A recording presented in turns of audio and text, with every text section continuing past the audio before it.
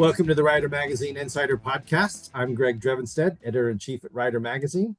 Our guest on episode 79 is Gordon McCall, director of Motorsports at Quail Lodge and Golf Club. Gordon runs the Quail MotoFest, formerly known as the Quail Motorcycle Gathering, which takes place Saturday, May 17th at the Quail Lodge and Golf Club in Carmel, California. Gordon, welcome back to the show. Greg, thanks so much for having me back. It's been, I think it's been about 3 years. So yeah, it has. It has. How's your spring going so far? So far, so good. You know, it's actually starting to feel like spring, which is a good thing. You know, we get a little spoiled out here in California, but sun's coming out. Yeah, I mean, it's not just the sun, but you know, as a fellow California resident, it's the hills are green, you know, for a few months now, and especially, you know, I'm down in Ventura, you're up in Carmel, Monterey area. Is the ride between where I live and where you are to get to the Quail is perfect. You can go through Santa Barbara wine country and Paso Robles wine country and go through and see a lot of the green hillsides. It's absolutely, really, and not only the green hillsides, Greg. It's really nice to see water in these reservoirs as well. Exactly. You know, starting to feel semi-normal again. Yeah, absolutely. Yeah, we've got our local reservoir had gotten down to 32%, and wow. The two rainy seasons, not this past winter, it's been a little bit below normal, but yeah, it got up to capacity, and it's, you know, it's just great to see that. So, and absolutely. You see it all when you're riding a motorcycle. Yeah. So Before we talk about the Quail, I want to ask you about the 1969 Honda CL90. You had sent me a photo of you astride this motorcycle, and I know there's a backstory here. Tell us about it. Well, you know, it's funny, Greg. That's a backstory that a lot of us share. It's not unique to me. It really isn't. And that's actually, that photograph is from a little story that A.J. Bamey did in the Wall Street Journal. And I think the reason why he did it was he knew he was talking to a fairly wide audience. I think any of us that are lifetime motorcycle enthusiasts and users started our life early and often with an unauthorized purchase, which is exactly what that was. When you say unauthorized, as in without parental permission? Yeah, exactly. That's code for that. So right. Yeah, it was really kind of a classic story. You know, I had, with lawn clipping money, I had purchased a Raleigh Grand Prix 10-speed when I was, I don't know, 10 or 11 or whatever. And so that was my first sense of independence on two wheels, was throwing my books and baseball mitt and bat in my rack on the Raleigh. And when I was just about ready to turn 14, I sold that bicycle for $100, which is what I paid for it. And I answered an ad in the Monterey Herald for a Honda CL90. The guy was asking $100 for it. So what cracks me up is I took a bus to go over to the Porsche dealer where the mechanic that owned the bike was working. And I picked up a Buco helmet with a dark shield from the local Honda dealer, walked over to the Porsche dealer. And it just cracks me up to think back on what was he thinking when he sold a Honda 90 to a 14-year-old. Now, I've always been a little tall for my age, or at least I was back then. So with the dark shield, I figured I could get away with this. Greg, I just have to tell you, this is a story so many of us share. You know, we all have these, you know, first motorcycle stories, right? But that motorcycle literally taught me everything I needed to know in life. Oh, wow. I'm not exaggerating, you know? Yeah. So I hid it from my mom. I parked it in my friend down the street's garage. His parents never went in his garage. They kept their cars outside, and the garage was like a storage area. I kept the bike there. I taught myself how to ride it. I taught myself how to work on it. And most importantly is I taught myself how not to get in trouble on it. Because you get in trouble, gig's over. Right.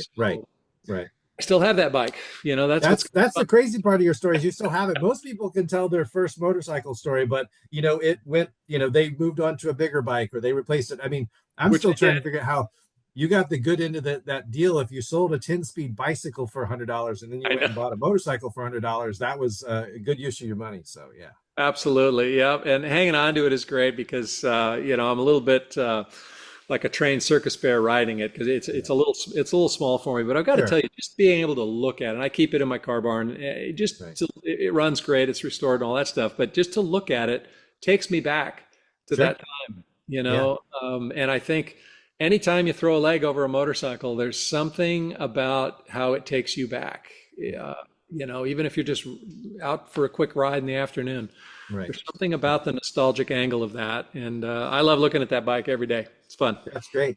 Yep. Well, that leads us well into the Quail. I know this 25, it will be the 15th anniversary of the Quail, what's called the Quail Motorcycle Gathering. It's been rebranded Quail MotoFest. Why the name change? Yeah, so that's really for a very innocent reason. With 15 years behind us now, we have the attention of diehard motorcyclists. We really do. A lot of motorcycle shows, quite frankly, aren't around anymore. And the Quail is there and strong, and Peninsula Signature Events does a wonderful job putting it on. I think what our main goal for wanting to innovate the event was to include more people. Sure. uh, give people a reason to get the family together and go do something fun. Maybe they're not necessarily diehard motorcycle fans, but bring the kids. There's kid activities. There's lots of food options. There's a great excuse to spend the day outdoors, and perhaps you'll become a motorcycle enthusiast with looking at the 300 or so motorcycles on display. And you never know where that fuse gets lit, right? So Right. we just wanted to expand, quite Okay. frankly. It's a standalone event. There's really not much else going on during the Monterey Peninsula in May, and so why not come up with a solution for people to go do something else? So Sure. that's what the MotoFest is all about. Well, I mean, I realize that not everybody lives in California. If anybody who hasn't been there, it's obviously in a beautiful location. The Monterey Peninsula is beautiful. Of course, the Quail, it's on the grounds of the Quail Golf Club. So, it's this very manicured facility, and you've got a wide array of motorcycles on display. Like you said, it's 300 or more motorcycles. So in terms of the Quail this year, I'd like to kind of get into figure out kind of what kind of bikes and Yeah. classes and so forth will be features. So the main event takes place on Saturday, May 17th, but the event, there's a sort of a pre-event. It's the Quail Ride on Friday, this May 16th. Tell us a little bit about the ride. Correct. Yeah. So the Quail Ride, we've done this since year one, and you'd mentioned earlier, Greg, the riding around here is pretty impressive, and so we've always thought it'd be nice to have a dynamic element added to a static display of motorcycles. And so our Friday activity, we take about 100 bikes out on a 100-mile ride. It's all backcountry roads. They don't call it Steinbeck country for nothing. It's gorgeous. It's not very heavily trafficked, so it works out really well to take out a group. Uh, this year we're reversing the route, and I live here, so I'm on that road a lot, and I can honestly say it's never the same twice. Right. And so the view always changes. But what we're doing this year is we're starting the ride at Laguna Seca Raceway, Okay. where we get a few parade laps, which is Nice. for anybody that's ever followed any form of racing. Laguna Seca rates in the top five of all racetracks in the world. So a Right. few parade laps, and then we go out on a 100-mile ride. It includes, we end up at Quail Lodge. We have a wonderful lunch. Then there's a little regroup for an incredible gala dinner that I host, which is just another fun way to interact with fellow enthusiasts. So it's a Nice. sit-down dinner with guest speakers and video presentations, and it's kind of a nice way to ease into the show on Sure. Saturday. Yeah, it's a Great. lot of fun. Well, and then the show itself, it starts what is it, 10 in the morning? So it's kind of a throughout the day, you can All show day. up and yeah. All day long. It's Yeah. there's a show within the show as well, because we have you'd mentioned the beauty of Quail Lodge and Golf Club. It is, it's an 800-acre resort. It's Yeah. pretty spectacular, and manicured grounds. We use the driving range for the bulk of the show, but we've also got a road, Valley Greens Drive, which runs right down the middle. That road is lined with motorcycles, both sides. So it's pretty impressive what you walk through to get into the show. And I think most importantly, and I may have mentioned this last time we talked, Greg, there's something about the level of hospitality that's offered at Quail Lodge. Yeah. They're in the hospitality business. And so motorcyclists, we're all kind of used to being told things like, no, you can't park there, or could you move your motorcycle? It's in the way. Whatever. It's the opposite there. You are a welcome, valued guest. And so park right up front. We've got valet gear check-in. You're part of the event the second you arrive. It's pretty cool, have to admit. Well, I know from having gone a couple of years ago, and I've been reading about the Quail for a while, and I went 2023, and yeah, that's the thing is like you're going to see a lot of cool bikes inside, because there are different classes, and we'll get to that in a second. But Yep. like what's fun, it's almost like when you go to a motorcycle race or something. It's like it's the bikes in the parking lot, or as you said, the drive into the Quail Lodge where you can all the folks park is, you see really beautiful vintage bikes that have been restored. You see, everyday runners, in all different styles and types. And some people come from all over different, parts of California to attend the event. They come in groups. And yeah, just to be able to walk down the rows of parked bikes is this, you get like this pre-show, you get this Yeah. excitement about being able to see a lot of cool bikes. And you're like, oh, I know that bike, or I've ridden that bike, or I used to own that bike. And, Yeah. look what they did with Yeah. this bike. And yeah, it's very, very cool. It's a great way to start the day. So let's see. So featured classes this year, you've got Italian Innovation by Bimota, Yep. tribute to Yoshimura and celebrating 45 years of BMW GS. So tell us a little bit about these featured classes, which change year to year, right? Yeah, every year we mix it up, and it's always fun to try to figure out something that's a little bit maybe not so mainstream, a little unique, just to Sure. offer again features. And so Bimota is a brand that I think you would agree, Greg. It's not a household name. No. It really isn't. Yet it's over 50 years of incredible innovation, of mixing different power plants with their incredible chassis and suspension designs.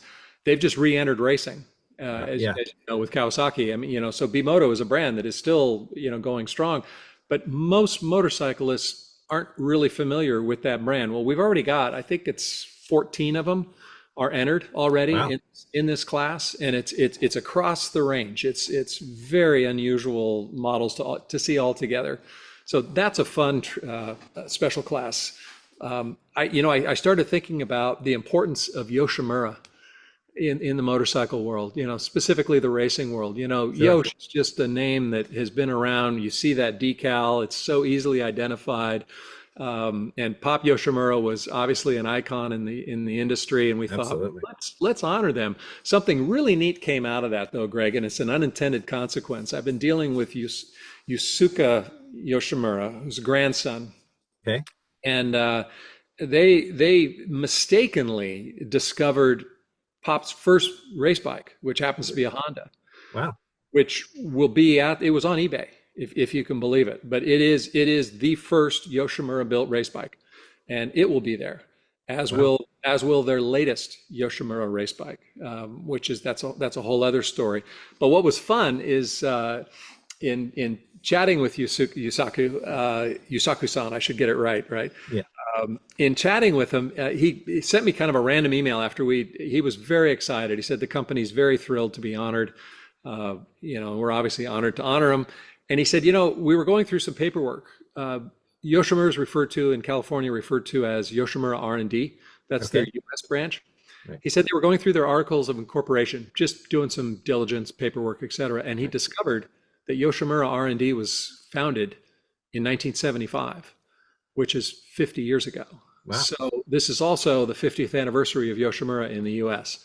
Interesting. So we Yeah. anticipate a wide range of, everything from a Yoshimura slip-on, Right. Right.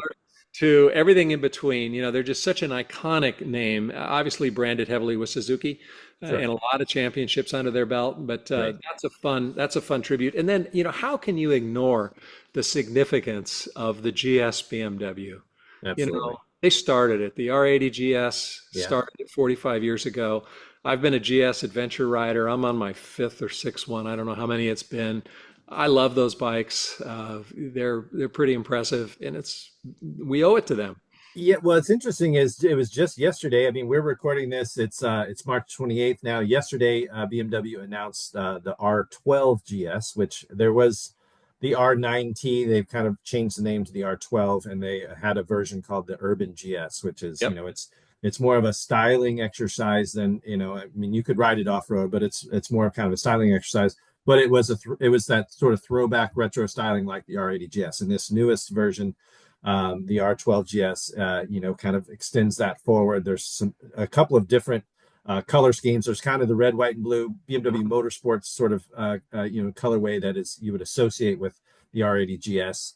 I think it's got a Yep. red frame, but then there's this really cool sand colored one, Oh, wow. some others, and so yeah, they just announced that yesterday. So yeah, we're big fans of the GS, obviously, as a motorcycle magazine, because it's, Yeah. as everybody says, it's it's the Swiss Army of motorcycles that you can go off road or you can go on road or you can go touring, you can do whatever. And I've ridden thousands of miles on GSs on tours in Europe with Edelweiss and IMT Bike in different countries. And so yeah, it's we actually, when they came out with the R1300 GS in 2024, that was our motorcycle of the year because it's Oh sixth yeah. generation and it's just fantastic. So yeah, that's a lot has happened to that GS line and legend in the past 45 years for sure. Absolutely. And I think it's pretty safe to say as well, when you see groups of motorcyclists out on the road, that whole thing has evolved over the years. Long time ago, it used to be just nothing but gold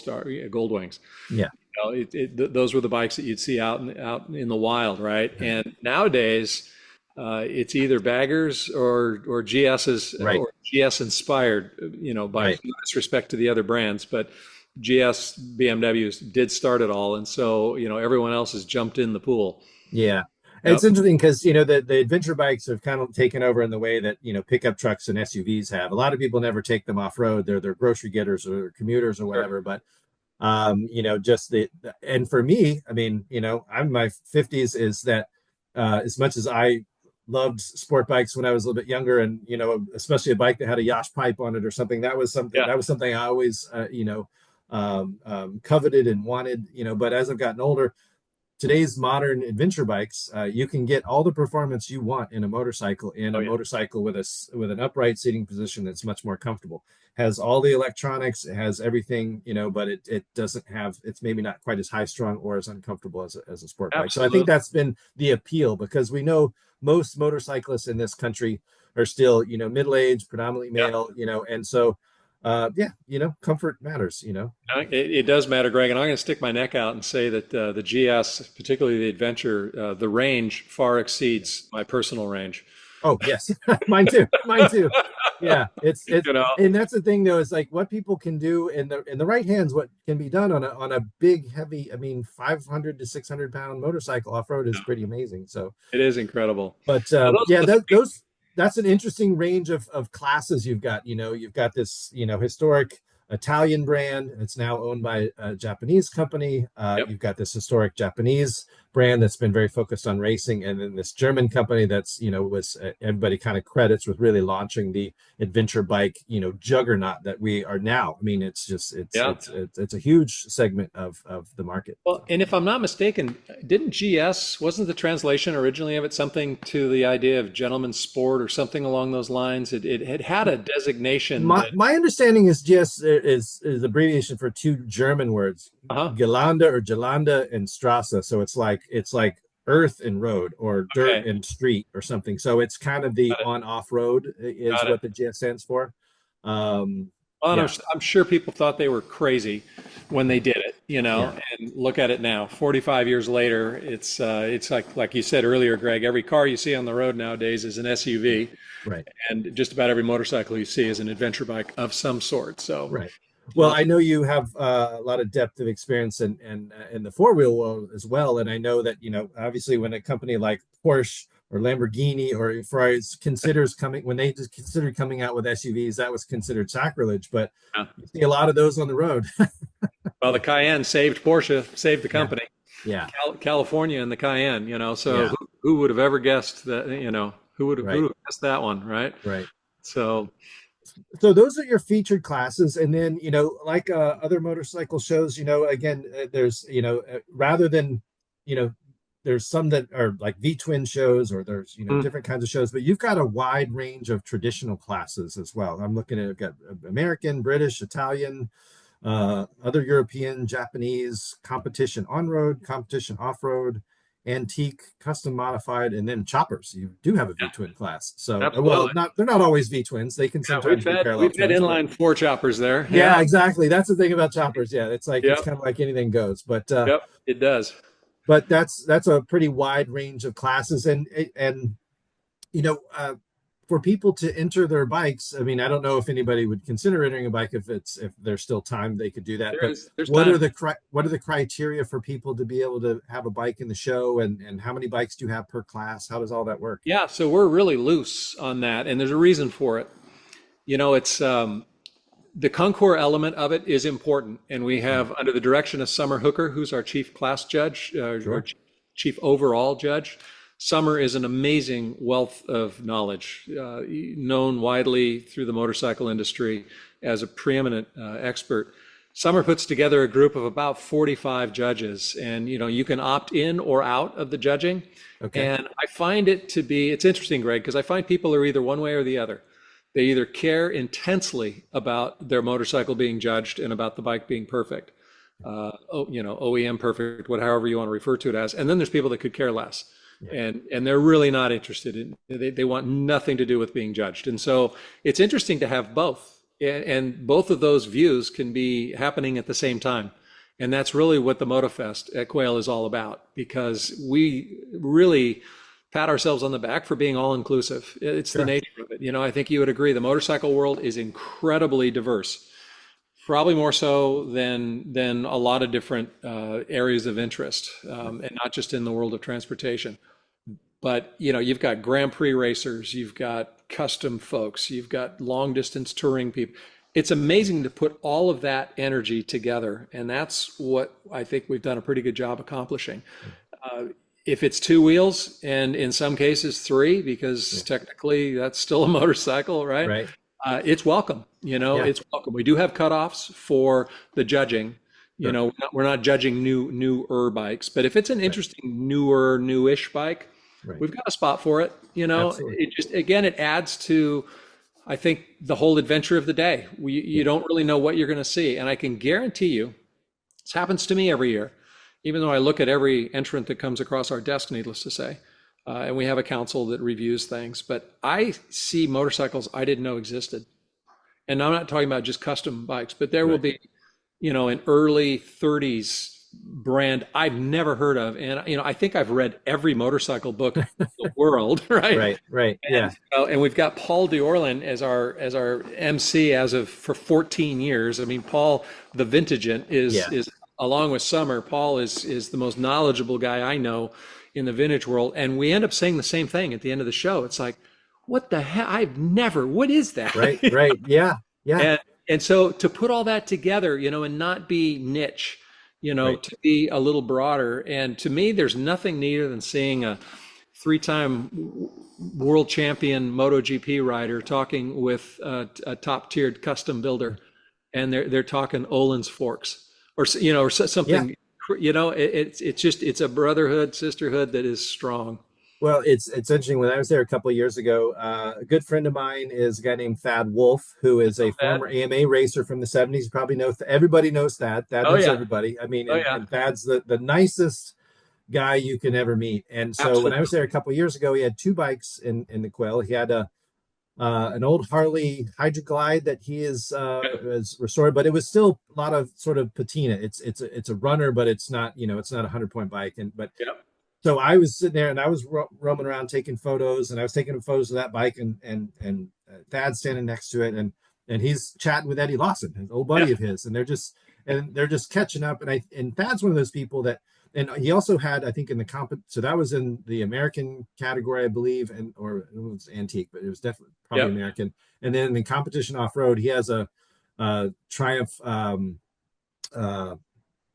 Tiger Cub that he still uses for trials, riding, and also a really cool bike. But he's got two different ones. But that's the kind of guy that just really loves to talk to people about bikes. Oh, totally. Really stoked when people are interested in his bike and wants to ask about it. And there's all kinds of those. And again, you can drop in. The Quail event is very accessible in terms of, yes, you could be, rubbing shoulders with, a former, GP champion, or somebody else that's, Paul Dorland's, or, a lot of people. And it's a really accessible event, and it's nothing sort of behind velvet rope, nothing sort of, and that I thought was very cool. So. Absolutely. And it's funny, I was just talking to Eddie the other day. He's bringing two bikes that he's just finished restoring. The 250 that he won Daytona on 100 years ago. Okay. And he's just something else. These guys are so humble. It's, I mean, they're all just friends, but they're amazingly accomplished people in the motorcycle arena. But there was an incident, what was this, maybe 2-3 years ago now, might have been the same year you're talking about. Eddie was talking to a young builder, custom guy. Eddie was fascinated with the framework on this particular bike, right? And I realized I was just kind of making the rounds. I realized the young guy had no idea who he was talking to, Ah, and it didn't matter. You know what I right, mean? It didn't right, matter to Eddie. It didn't matter to the guy. The guy. There was right, two motorcyclists right, talking to each other. One happened to have built a really cool bike. The other happens to have been a four-time world champion. right, But none of that mattered. They're just right. bike guys, you know, Yeah, and a lot of that goes on at the Quail right. all day long. It's awesome. It Yeah. really is. I love it. Yeah, it's I mean, I've been very impressed with the event. Everybody I know that has attended and that goes is looking forward to it. As I told you, I think before we started this interview, I've got a family event I've got to be to and be at Yeah. it in Connecticut and can't go this year, so I'm kicking myself. But yeah, 15 years. I mean, congratulations on running such a classy yet accessible event. It's like you strike a really good balance there. Like you said, the Quail Lodge, is very focused on hospitality. It's a gorgeous environment and space to have an event like this, but it doesn't feel stuffy or That's pretentious. that's great to hear, Greg, and hopefully, and it never will is what I can say. I mean, particularly, I know I mentioned it earlier, but under the direction of Courtney Ferrani in the Peninsula Signature Events Department, it's a year round. Obviously they put on a really big car event in August Right, that is really turned into something else, and they do a rally. They do, but it's a full time. There's a team on right, property that right, makes this event happen. They do all the hard work. I right. get to do the fun part. Well, your dedication and the Peninsula Signature Events dedication to motorcycles, like you said, not all the motorcycle shows we used to go to and had on the calendar are there, Yeah. and so to have an event like this that's quite special and unique, that it's still going strong, it's great. Well, So yeah, I'd be it's remiss to not mention every year we've honored a legend of the sport, and yes, we've in my book we've kind of had them all. The Gene Romeros, the Mert Lawwells, the Kenny Roberts, the Wayne Rainey's, I mean, right, go down the line, right? Bubba Schobert. This year we're taking a little bit of a departure, and like I mentioned earlier with Bimota, maybe not necessarily a household name, certainly in the right. motorcycle arena, but maybe not outside of that. Troy Lee is an incredible Oh human being. yeah, Incredible. And I can't think of a motorcyclist out there, Greg, that doesn't have a piece of apparel of some sort that doesn't have Troy Lee designs on it. absolutely, yeah, Huge influence in that world. And when I'd mentioned that Yoshimura was going to bring their latest race bike, the right. livery has been done by Troy Lee. It Oh was wow, a Moto America bike from last year. Anyway, Troy is our legend this year. Amazing guy, super humble guy. Not too long ago announced his partnership with Ducati to go into Supercross next year, which is nice, yeah, huge. I think they've yeah, got Roxon lined up as a rider. yeah. Troy is just a great guy, so he'll be there again. Super approachable guy. Everybody's familiar with his work.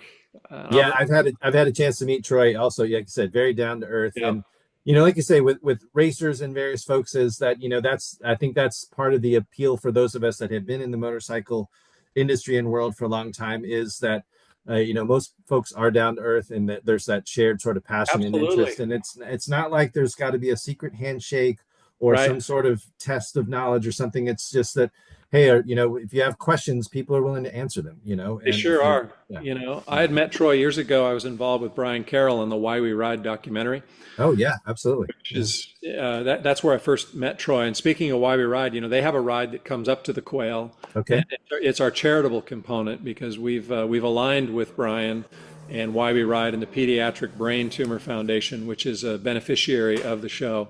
Great. I think anytime you get a bunch of really good people together for a really good reason, Right. something else needs to come out of it. In this case, it's also a fundraiser for that foundation. So that Why We Ride documentary, I tell you, that got a lot of people on motorcycles. Yeah. Yeah. Yeah. It It's it's the modern version of on any Sunday, in is. terms of developing interest and trying to because it's one of those things that's there's that saying of like, well, if you have to ask, you wouldn't understand. It's that it can be difficult sometimes to convey to non-motorcyclists what it is. Yeah, People try to define it. Is it the freedom you were talking earlier about how much you learned about just sort of independence and also responsibility yeah, on that unauthorized purchase of a motorcycle because you knew if you, made mistakes or if you got hurt, you would have had that taken away from you. And so, Absolutely. Yeah. learning to ride in a fun but responsible manner.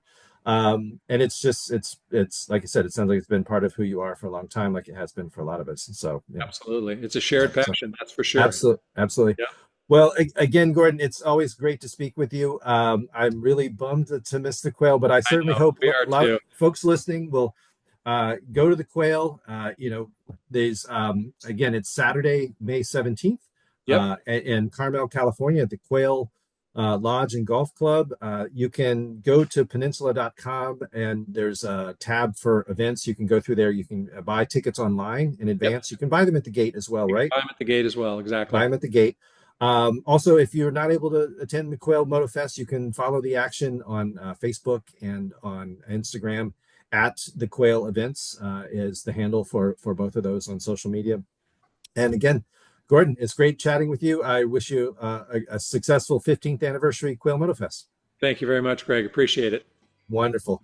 For the Rider Magazine Insider Podcast, I'm Greg Drevenstead. Thanks for listening and keep the rubber side down. If you've enjoyed listening to the Rider Magazine Insider Podcast, please subscribe, leave us a positive rating, and tell your friends.